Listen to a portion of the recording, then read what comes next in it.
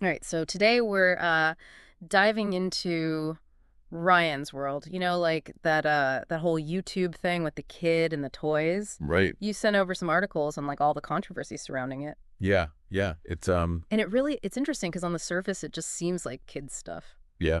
But then when you really get into it, it's like, whoa, there's some layers here. Yeah, for sure. I mean, it really highlights, I think, how these online platforms can be. Yeah. You know, it cuts both ways, especially with younger creators. Yeah. And so, like, what's really striking about this one is how fast it went from a simple idea, Yeah. a kid unboxing toys, to like a massive, massive business. Yeah. And then from that, it brings up all these other questions about like ethics and advertising and even what childhood is in the digital age. Like, what does that even mean? Right, exactly. And it's not like this was just like a little hobby. I mean, this became like a multi-million-dollar empire Yeah. built around this child influencer. Yeah. And I think one of the biggest controversies to start with, at least, was about the advertising. Oh, for sure. Yeah. Right. Because I mean, we've all seen sponsored videos and things like that, but Mm. this was different. Yeah. And the sheer scale of it was wild. One of the articles was saying something like almost 90% of Ryan's videos had some sort of paid product placement in them. Wow. And a lot of it was targeted towards like preschoolers, which is kind of a big yikes. 90%. So almost every single video, he's pushing some sort of like Like, product. it seems that way, yeah. And it's easy to be like, oh, they're just toys. Who cares? But, you're talking about an audience that is so young that they might not be able to differentiate between an ad and actual genuine play. Totally. Like, think about when you were a kid, Mm-hmm. you know? You didn't have the same kind of like filters that you do as an adult. Hmm. I mean, you're bombarded with these marketing messages, but you don't really have like the critical thinking skills yet to process them. Right. And so then you put that on like the internet with the power of the internet and then a trusted figure like this. It's a lot. It's almost like they see him as like a friend, not like some corporation or something, Totally. you know? Yeah, it's way different. And so it's like, how do you even process that? And then on top of that, there's the whole consumerism aspect. Yeah. Like some of the articles you shared, pictures of these kids' rooms, and it was just like an endless sea of toys. Oh, it's nuts. Yeah. Like floor to ceiling. It was overwhelming just to look at. And that's just what they're showing us too. Who Yeah. knows what it's actually like? But I mean, yeah, just the volume of like stuff, products that are in those videos, it's kind of crazy. And it really plays into that whole like instant gratification things. Like you see a new thing and then you want it and then you get it. Mm-hmm. There's not a lot of like gratitude or like being happy with what you have. It's just like more, more, more. Right. It's like those old toy commercials, but like on steroids. Totally. Yeah. Where it's like instead of a 30-second commercial, it's hours and hours of content that are all like low-key pushing this. Like, you need this message.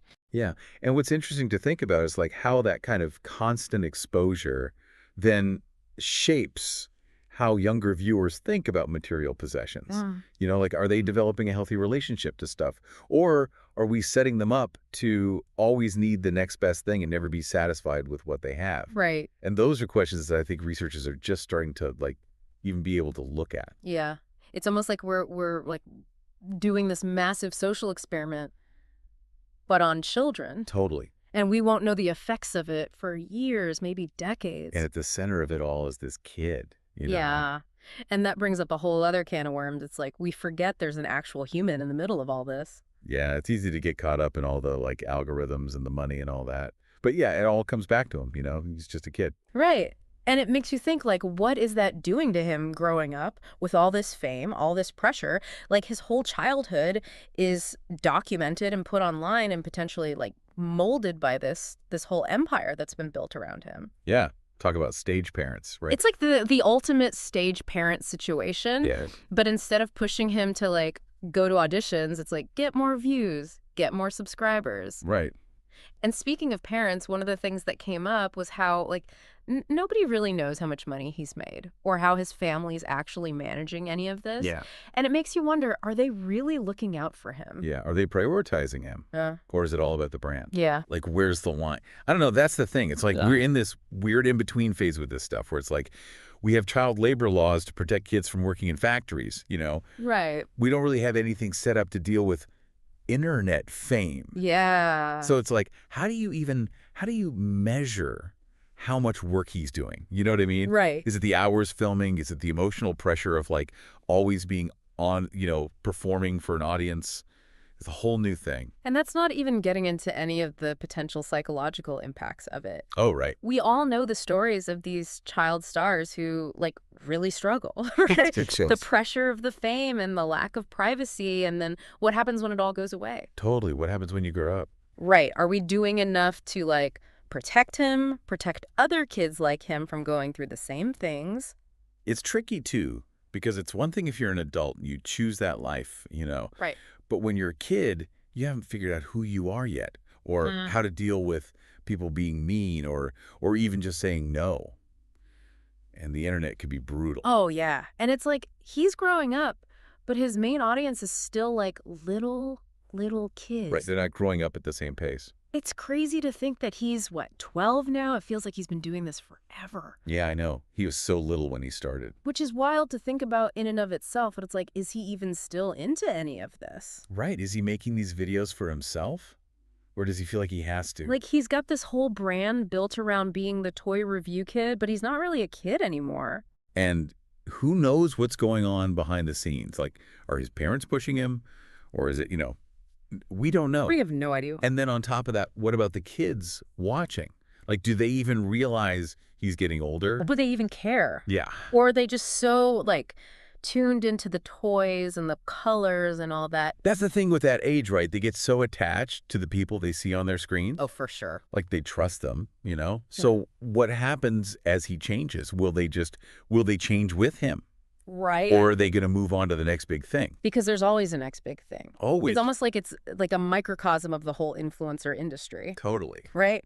Where it's like, how do you stay relevant? How do you keep people's attention? One of the things that was interesting was how his content has changed.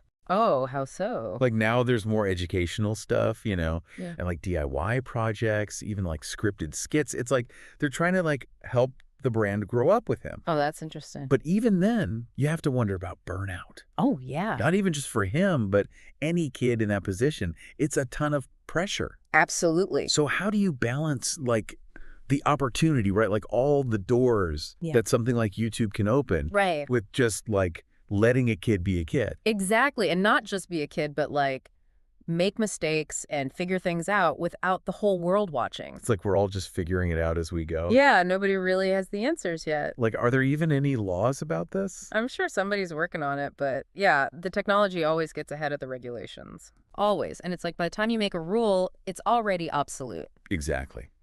But that's why I think it's so important to talk about it all, Mm. Like right now, before it gets even more, I don't know, even more complicated than it already is, Yeah. we got to figure out how to like protect kids in this whole online world. It's not going away. No. And it's not like we can just like put the genie back in the bottle, right? Like kids are online, they're making videos, they have their own audiences. Like they're the ones influencing what all the other kids are asking their parents to buy. It's huge. And yeah, you're right. It's like this crazy new power, It could be a good thing. Yeah. Like there's so much potential for kids to learn and like share their creativity and connect with each other, in good ways. We see it all the time. It's just we need those guardrails. Right. Or it's just going to be, kids being sold to corporations basically. So where do we go from here? We've covered so much, like the ads, the consumerism, whether kids are being taken advantage of, the pressure they're under, how it affects the kids watching. I mean, It's a lot. it really feels like this whole Ryan's World thing has just become like a cautionary tale. Right. Like be careful what you wish for Yeah. because this is what can happen. Mm. I don't know. It just really shows how we need like more transparency, from the platforms, from the brands, everyone. And we need to learn more about how all of this affects kids in the long run.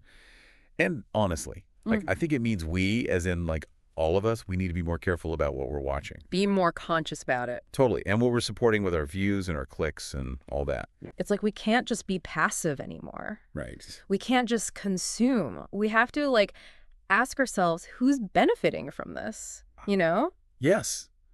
And like, what are the risks? Is this actually good for anyone? Is it good for the kids? Because that should be like the main thing, right? His That essays. should be the bottom line with all of this. Yeah. And honestly, it's not just with this kind of content, Right. right? Like we should be asking these questions about everything we watch. Yeah. Everything. It's about like making the internet a better place for everyone. It's about, like you said, it's bigger than just some toys in a box. Way bigger. It's about the future, and it's about kids. So yeah, like the next time you're scrolling through those videos, just, think about it a little bit. Think about what you're watching, why you're watching it, all of it. I think that's a good place to leave it. Yeah, I think so too. So that's it for this deep dive. Thanks for listening.